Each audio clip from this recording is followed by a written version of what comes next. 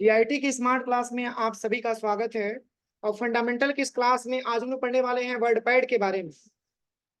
देखिए, वर्डपैड की इंट्रोडक्शन मैंने अभी आपको लिखवाया है कि वर्डपैड एक सिस्टम सॉफ्टवेयर होता है जिसमें हम किसी भी टेक्स्ट को टाइपिंग भी कर सकते हैं और किसी लिखे हुए टेक्स्ट को सिलेक्शन करने के बाद उसकी फॉर्मेटिंग भी कर सकते हैं और प्लस उसमें हम बायोडेटा भी बना सकते हैं।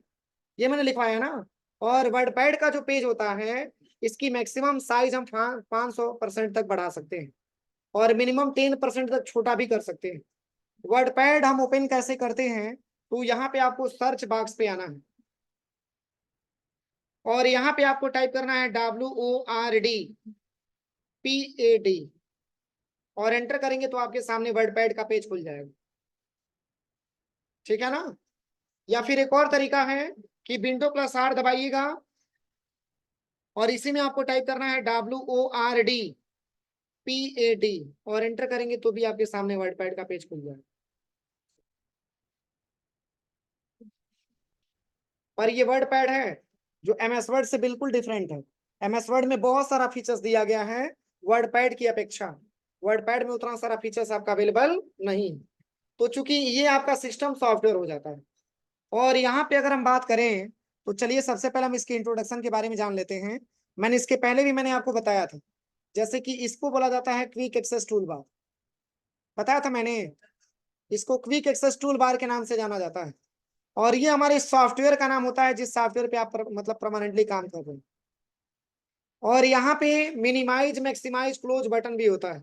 अब इस पूरे पट्टी का नाम मैंने क्या बताया था, बोलिए। MS पेंट मैंने पढ़ाया था ना। इस पूरे ऊपर वाले पट्टी का मैंने क्या नाम दिया था,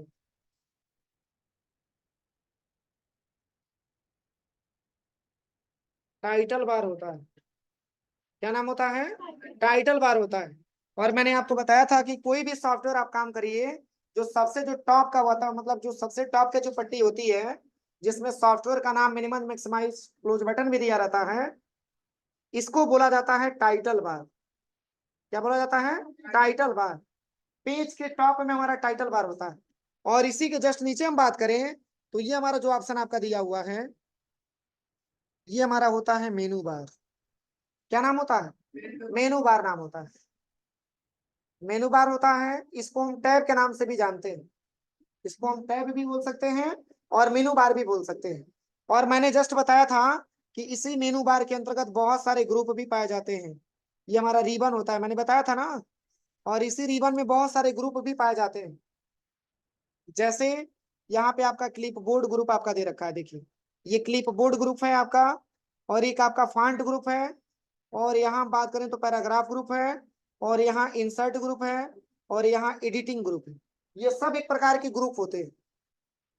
क्या होते हैं, ये सब एक प्रकार के ग्रुप होते हैं।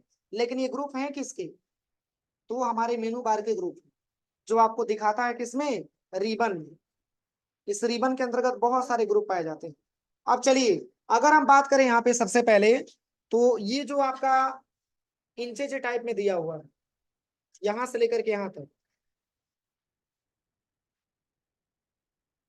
इसका क्या नाम होता है, क्या नाम होता है इसका,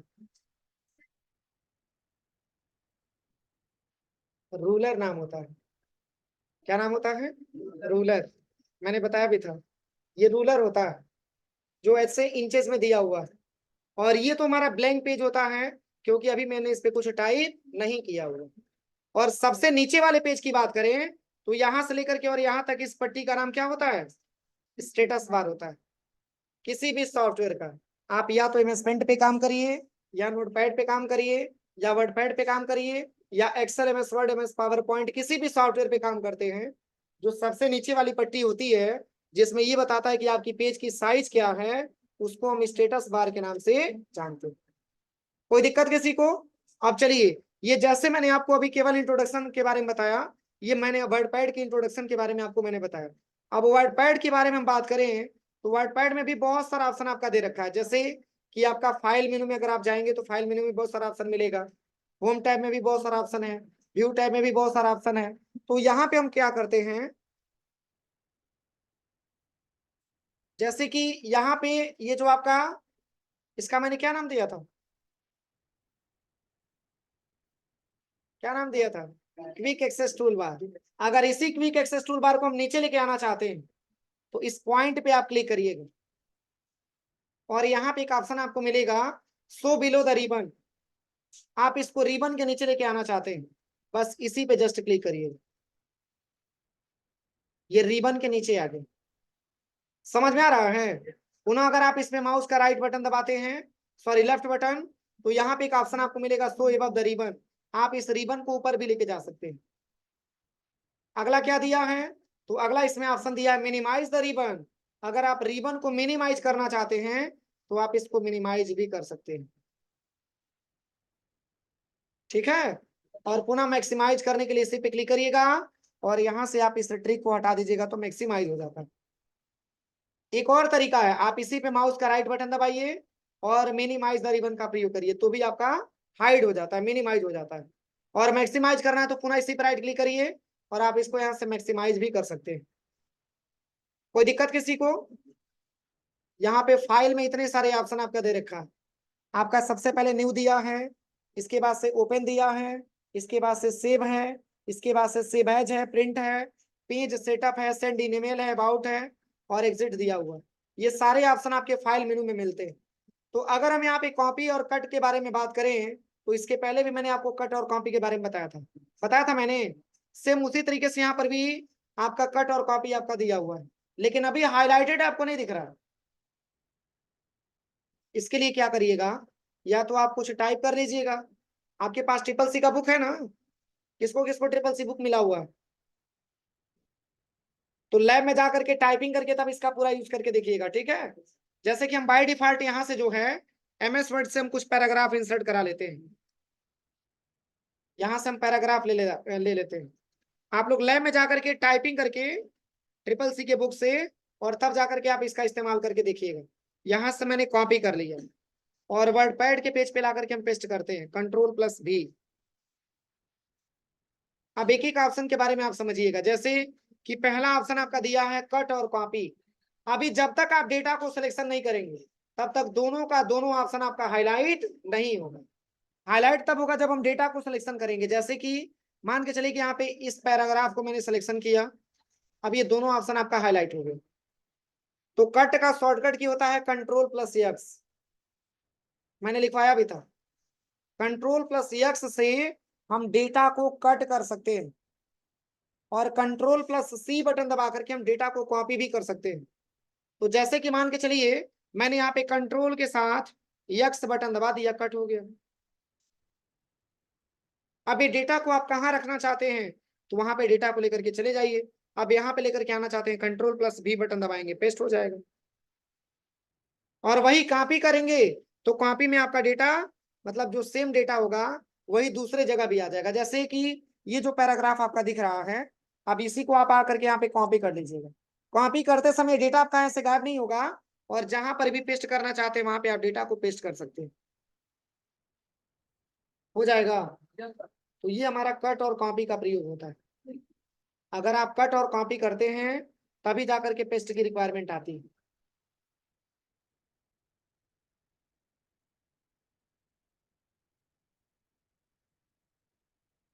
हाँ, इसमें एक चीज मैंने लिखवाना भूल गया था। तो देखिए यहाँ पे जो है अभी मैंने आपको कट और कॉपी के बारे में बताया। अगला जो ऑप्शन है बोल्ड है, इटैलिक है, अंडरलाइन है, स्ट्राइक थ्रू है, ऐसे बहुत सारे ऑप्शन आपका दे रखा है।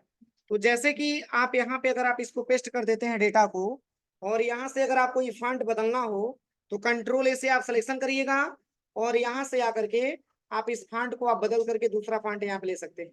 बहुत सारा फॉन्ट यहाँ पे दिया हुआ है, इसमें से कोई सा भी फॉन्ट आप ले सकते हैं, ठीक है? यहाँ से बहुत सारा फॉन्ट आपका दे रखा है, यहाँ से आप कोई सा भी फॉन्ट आप ले सकते हैं। अगला दिया है बोल्ड, आप इसको बोल्ड भी कर सकते हैं। इटैलिक, अगर आप इटैलिक करना चाहते हैं तो आप इसको थोड़ा सा इटैलिक भी कर सकते हैं। सिलेक्शन करने के बाद ही पूरा ऑप्शन काम करेगा। पहले आप सिलेक्शन करिए और इसके बाद से अगर आप इटैलिक करना चाहते हैं तो Ctrl+I, मैंने इसकी शॉर्टकट की भी बताया, दिख रहा है ना? यहाँ से आप इटैलिक भी कर सकते हैं और पुनः Ctrl+I दबाएंगे तो सही भी आपका टेक्स्ट हो जाएगा, कुछ ऐसे देखेंगे। अगला क्या दिया है, अंडरलाइन। आप लिखे हुए पूरे टेक्स्ट को कंट्रोल यू से अंडरलाइन भी कर सकते हैं और कंट्रोल यू से अंडरलाइन का इफेक्ट हटा भी सकते हैं। अगला ऑप्शन जो दिया है वो है आपका स्ट्राइक थ्रू। अब इसका क्या प्रयोग है? तो लिखे हुए लाइनों को बीच से डिवाइड करने का काम आपका स्ट्राइक थ्रू करता है। इसका दो प्रयोग है। जैसे कि मान के चले कि कभी कभी लाइनें गलत हो जाती हैं तो ऐसा सिंबल हम लगा देते हैं, ठीक है ना। और अगर हम इसकी बात करें तो यहाँ पे एक प्रकार का स्टाइल है, यही स्टाइल का प्रयोग हम यहाँ पे कर सकते हैं। हटाना हो तो पूरे डेटा को सिलेक्शन करिएगा और आप यहाँ से इसको हटा सकते हैं, हो जाएगा। अब यहाँ पे दो ऑप्शन और भी आपको मिलता है।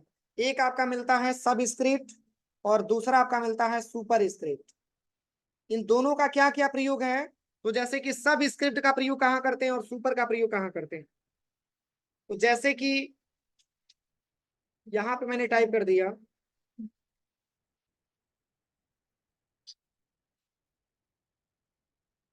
H2O, क्या ये फार्मूला सही है?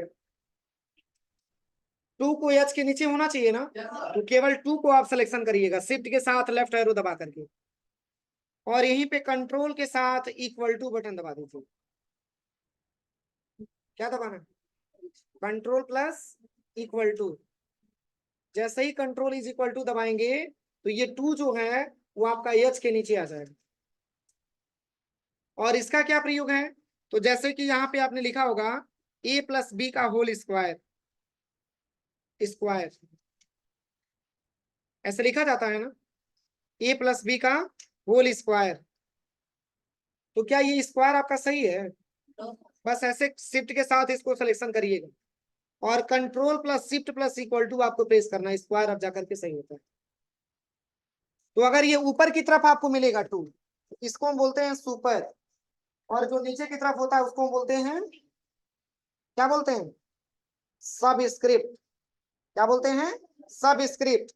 दो ऑप्शन इसमें आपको मिलेगा, एक आपको सब स्क्रिप्ट मिलता है और एक आपका सुपर स्क्रिप्ट मिलता है। देखिए एक आपका सब स्क्रिप्ट, सब स्क्रिप्ट और एक आपका मिलता है सुपर स्क्रिप्ट,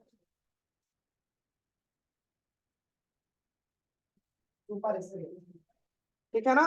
अब इसके बाद से हम बात करें यहाँ पे, तो यहाँ पे और भी ऑप्शन दिया है। जैसे कि यहाँ पे अगर आपको फॉन्ट की कलर को अगर आपको बदलना हो, जैसे कि ये पूरा लिखा हुआ टेक्स्ट आपको ब्लैक में दिख रहा है, आपने पूरे डेटा को सिलेक्शन किया और यहाँ से आकर के अपने कलर को आप चेंज कर सकते हैं।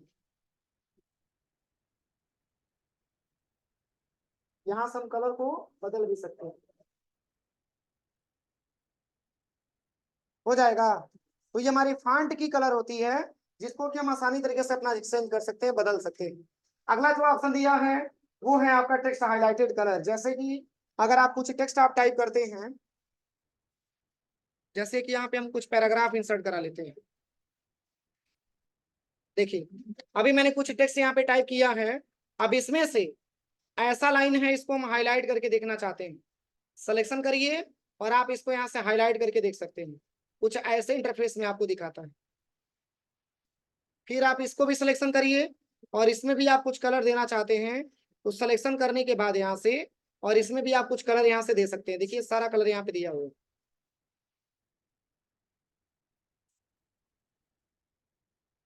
हो जाएगा प्रैक्टिकल। ये सारा का सारा ऑप्शन आपका दे रखा है। ये प्रैक्टिकल मतलब इसमें जो भी आपको हाईलाइट करना है, जैसे क्या होता है हम बुक पढ़ते हैं, कुछ इंपॉर्टेंट लाइनें मिल जाती हैं, उसको हमको हाईलाइट करके देखना होता है, तो आप उसको सिलेक्शन करिए और हाईलाइटेड कलर पे जाकर के आप उसको हाईलाइट करके देख सकते हैं। कुछ ऐसा दिखाएंगे, कोई दिक्कत किसी को? इसके बाद से यहाँ पे दिया है टेक्स्ट की साइज इंक्रीज करने का ऑप्शन। जैसे कि मान के चलिए हम यहाँ पे पहले पैराग्राफ पे चलते हैं और यहाँ से लेकर के यहाँ तक मैंने डेटा को सिलेक्शन कर लिया। अब इसकी साइज को हम इंक्रीज करना चाहते हैं, बढ़ाना चाहते हैं, तो आप यहाँ से इंक्रीज कर सकते हैं, जिसकी शॉर्टकट की control plus shift plus greater than होती है। और यहाँ से घटाना चाहते हैं तो आप यहाँ से इसको घटा भी सकते हैं। देखिए समझ में आ रहा है? तो यहाँ से आप बढ़ाना चाहते हैं तो यहाँ से बढ़ा भी सकते हैं, और टेक्स्ट की साइज घटाना है तो आप यहाँ से घटा भी सकते हैं। कोई दिक्कत किसी को? तो यहाँ तक प्रैक्टिकल आप लोग करिएगा, ठीक है। फिर यहाँ से हम कल बताएंगे आपको। इसकी कोई शॉर्टकट की वगैरह है, मैं लिखवा दे रहा हूँ आपको, ठीक है।